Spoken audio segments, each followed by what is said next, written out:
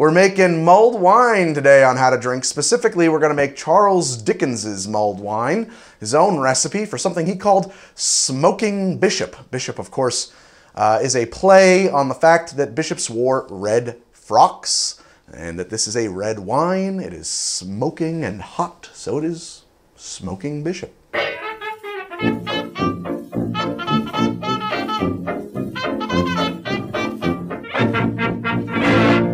So today we're gonna make mulled wine.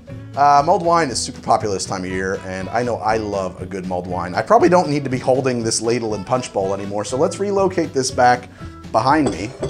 That is, of course, the David Wondrich punch bowl. I think it's a beautiful punch bowl, and it's certainly appropriate for the pedigree of this drink. This is Charles Dickens' own recipe for mulled wine. He called it smoking bishop, and it is referred to in the final scene even, of A Christmas Carol, in which a bowl of smoking bishop is said to be shared. We'll talk it over later, Bob, over a bowl of hot punch. Meanwhile, you just go and put some more coal in that fire.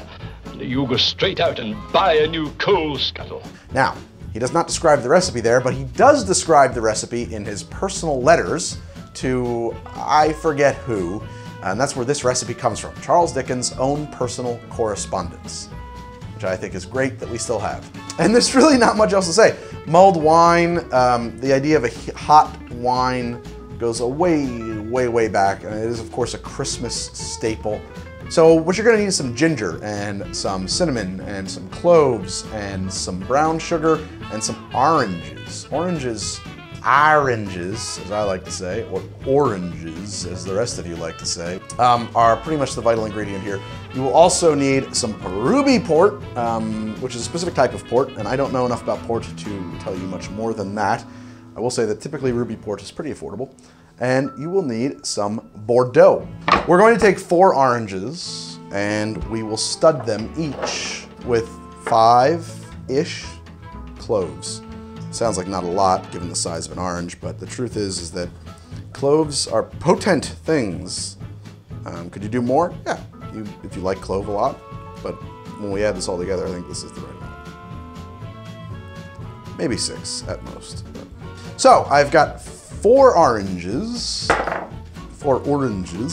studded with 5 cloves apiece. And I've got a baking tray here, and I'm gonna put these on the baking tray, and I'm gonna put them in my invisible oven at 350 degrees for 60 to 90 minutes until they're about brown. So while those are cooking, I'm gonna prepare the other part of this recipe, which involves our port and our Bordeaux, or claret, as Mr. Charles Dickens would have called it. So we want to add 750 milliliters, otherwise known as 1 bottle, of our Bordeaux.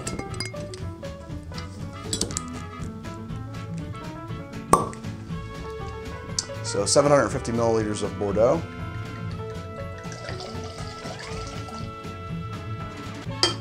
And now I need 750 milliliters of this delicious Quinta de Infantado Ruby Porto. Love port.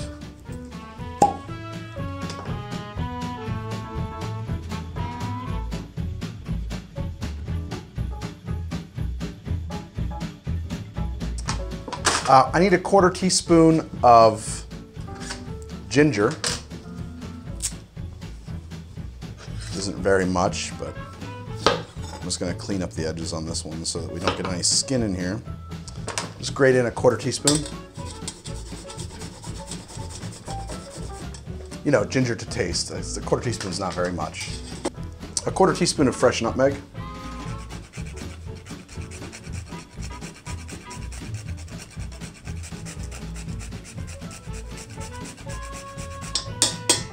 And about 1/2 cup of brown sugar.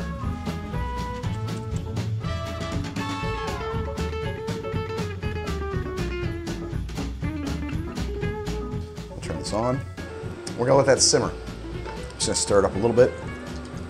And we want a 1/4 teaspoon of allspice. We want to use a ground allspice here. Okay, so my mixture is now simmering. And that's really about as hot as I want it to get. I'm going to turn the temperature down on this now, the power I'm gonna turn this down a bit and just let it stay there. I don't want to cook off all my alcohol.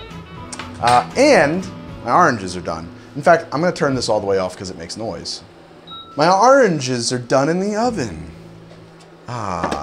So these are great now. They are hot, warm, cooked, softened. They are ready for juicing. And if you compare them to raw oranges, they are very soft. And they have a wonderful, ooh, that is a lovely smell. They have a wonderful smell. They have a nice brown outside. The cloves have turned a little ashen. They have a phenomenal smell. They smell so good. So we're just going to cut them in half.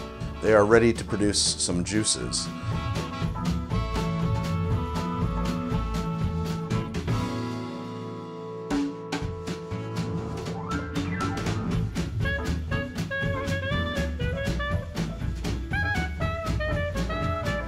Now that we've juiced all of our oranges, we're going to transfer their juice into our mix, our mulled wine.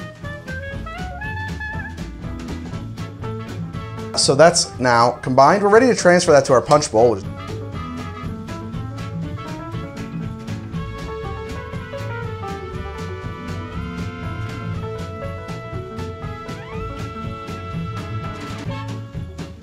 there we have our smoking bishop. I think we can pretty up this bowl a little bit. I'm gonna slice this orange into some thickish wheels. Thickish. And then I'm gonna add some cloves to these, stud these.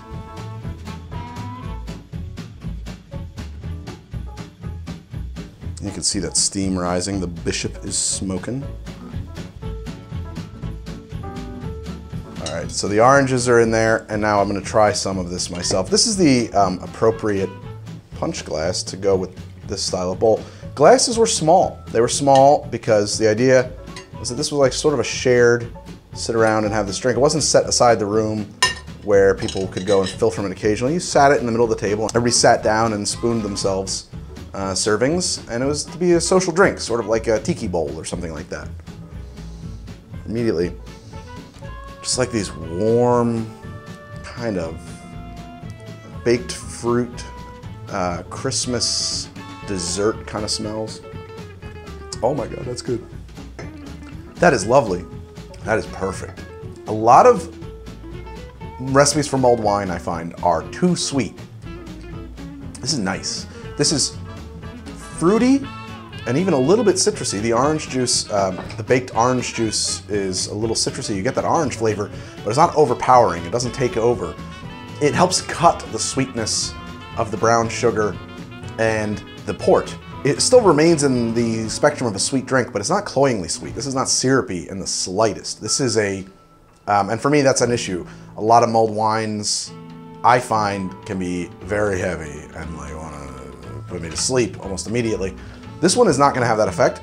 It is a warm, it's a nice drink that is warming, of course, you know, as any hot drink should be. You feel actual heating happening inside of your body by a fire on a cold day. This would be divine. This is delicious. That's how I and Charles Dickens make a mulled wine we call Smoking Bishop. And I hope the rest of your year is fantastic and filled with warmth and Christmas cheer and Hanukkah cheer and Kwanzaa cheer and Christmas Hanukkah Kwanzaa cheer, and also that the Festivus pole shines brightly in your house this year, or whatever the Festivus pole is supposed to do. I'm not really even clear on that. And that you have a very, very merry one. And thank you guys for hanging out with me. And I hope you enjoy making some of this excellent Charles Dickens Smoking Bishop for you and your family. My watches are provided courtesy of my good friends at Crown & Caliber. If you're interested in watches, why don't you check them out? There's a link in the pinned comment below. Business! Cried the ghost, wringing its hands again. Mankind was my business. The common welfare was my business. Charity, mercy, forbearance, and benevolence were all my business. The dealings of my trade were but a drop of water in the comprehensive ocean of my business. I like that. I like that. That's good stuff. In fact, I'm going to do something insane. This Christmas season, I will be reading A Christmas Carol in its entirety, live. So if you want to hang out with me by the fire and enjoy a reading of a Christmas classic, in much the voice I have just demonstrated, that's where you can find me.